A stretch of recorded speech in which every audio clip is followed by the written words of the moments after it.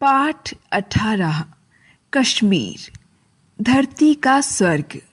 मैं अपने बचपन से एक ही बात सुनता चला आ रहा हूं कि कश्मीर भारत का स्वर्ग है। लेकिन पता कैसे चले कि यह स्वर्ग कैसा है, यह कश्मीर कैसा है। इसलिए एक दिन कुछ मित्रों के साथ दिल्ली से कश्मीर यात्रा का कार्यक्रम बना लिया। रेलगाड़ी में बैठकर हम सब जम्मू पहुंचे।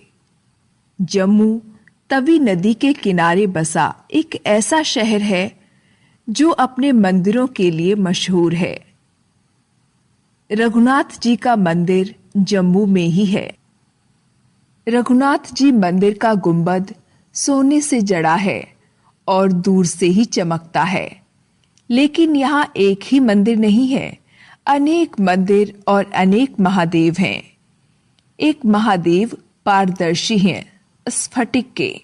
शायद पूरे भारत में ऐसे दूसरे नहीं हैं।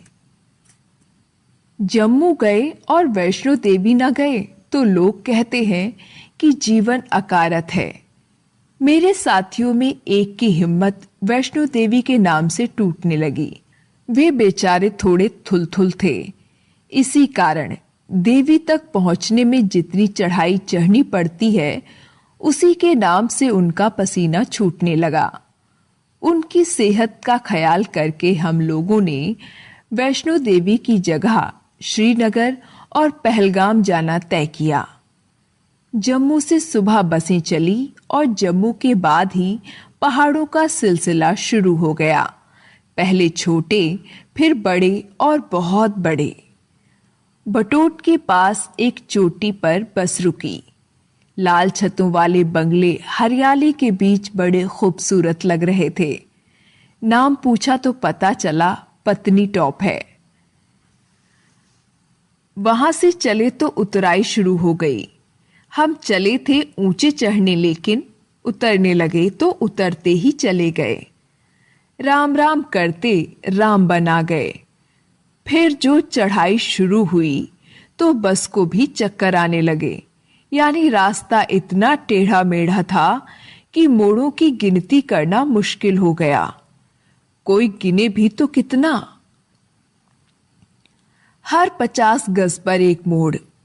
हम उस इलाके में पहुंच गए जहां जवाहर सुरंग बनाई गई है।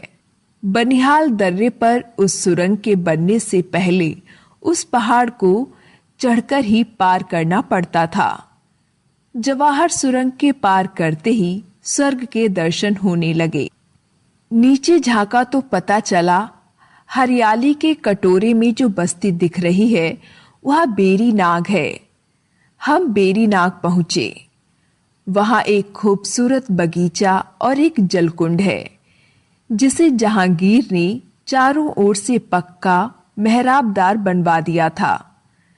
कहते हैं यह झेलम नदी का उद्गम स्थल है।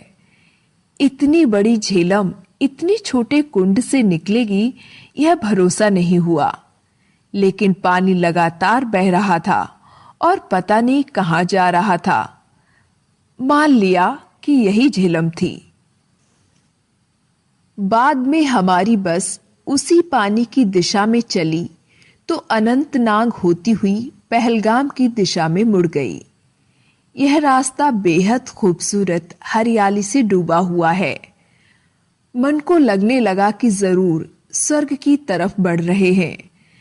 तभी जाने कहां से हमारी सड़क के किनारे किनारे एक खूबसूरत नदी आ गई। यह लिद्दर नदी थी। उस नदी के किनारे किनारे पहलगाम पहुंचे। लगा जैसे स्वर्ग में आ गए हों। बाद में तय किया कि अब श्रीनगर चला जाए। श्रीनगर पहुंचकर हमने एक सज्जन से पूछा, डल झील कहाँ है? उन्होंने रास्ता बता दिया और हम उत्साह में डूबे हुए डल झील के किनारे आ गए। डल झील का मजा बिना शिकारे में चढ़े नहीं आता। हम शिकारे पर बैठ गए। नावों में लगी दुकानें फूल, केसर, कश्मीरी रेशम के काम की चीजें बेचती हैं। हमने भी केसर खरीदा। फिर हम लोग 4 चिनार तक गए।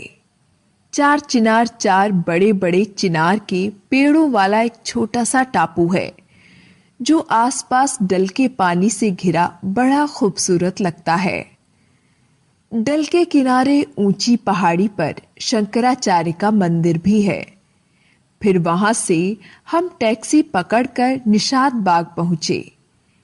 निषाद बाग डल के किनारे ही चबूतरे जैसे बगीचों पर सीढ़ी दर सीढ़ी ऊपर चढ़ता हुआ एक खूबसूरत बाग है।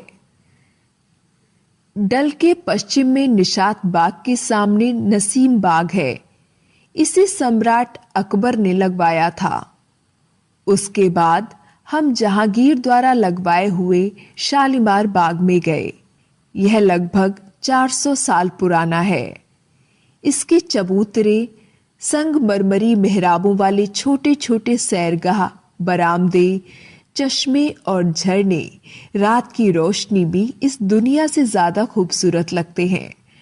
उसके बाद हम चश्मे शाही गए जिसका पानी दवा का काम करता है। यह बादशाही सोता शाहजहां की देन है। अनंतनाग में भी कुछ ऐसे सोते हैं। हमने झेलम के हाउस बोटों की अजीब दुनिया देखी। बाहर से हाउस बोट केवल एक नाव की तरह लग रही थी, लेकिन अंदर से राजसी महल की तरह थी।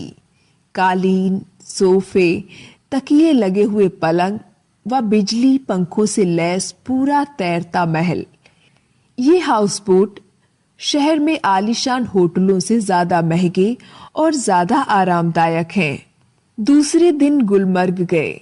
गुलमर्ग 2650 मीटर ऊंचा एक खूबसूरत चरागाह है जहां हर मौसम में मोटर से पहुंचा जा सकता है।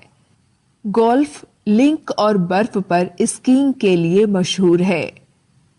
रोपवे, रज्जू मार्ग द्वारा हम भी ऊंचाई पर गए।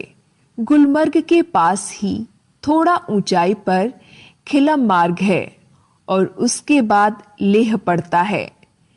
हिमालय की इस खूबसूरत वादी को नजदीक से देखने के बाद जाना कि धरती पर अगर स्वर्ग है तो यही है। सेब के बाग, बादाम की बाड़ियां, केसर के खेत, बर्फ की चादरें ताने हिमालय के विशाल पर्वतखंड और चोटियां, चश्मे, झरने तथा झीलें सिर्फ कश्मीर में हैं और कहीं नहीं है ये सब। दोबारा आने का इरादा कर हम सब वहां से चल पड़े और मीठी मीठी यादों को लेकर अपने